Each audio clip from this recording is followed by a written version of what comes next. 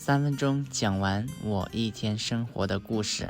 好，大家好，我是吴兰，目前在中国留学。我每天早上6点起床，然后去跑步，跑完1个小时的步，我将会回寝室冲个澡，然后接着去上课。去上课的途中，也可以边走路边欣赏我们学校美丽的校园。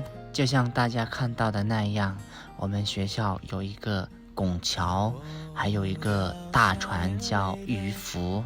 我们学校对我来说虽然是一个学院，但是相当大的一个学校。最高层次的老师是简户，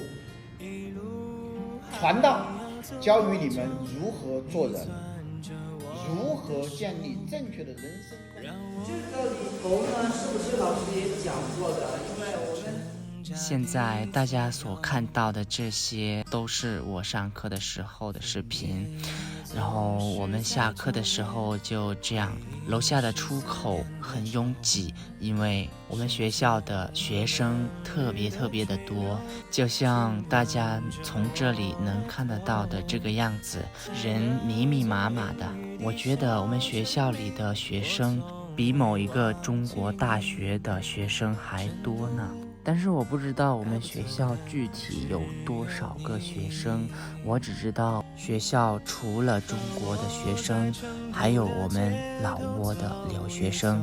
那么我们学校的老挝留学生呢，2021级的有24个学生，其中只有1个女的。然后2022级的一共有35个学生，其中有2个女生，总结起来一共有59个留学生。好，那么接下来呢，就是吃午饭的时间了。吃完了午饭过后，再接着休息一段时间，再接着看看自己有没有课，有没有作业。如果有作业有任务的话，我会找一个安静的地方，那就是这里了。我们学校有各种各样的书，知识丰富多彩的图书馆。虽然图书馆是学校专门提供给大家查资料阅览的地方，但是你学习压力大，心里很迷茫，需要给自己一点空间放松休息，那就可以找安静的图书馆。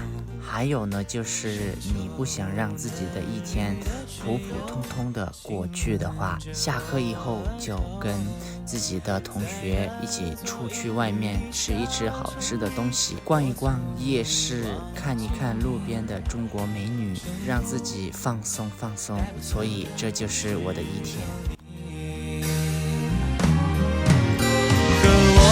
在成都的街头走一走，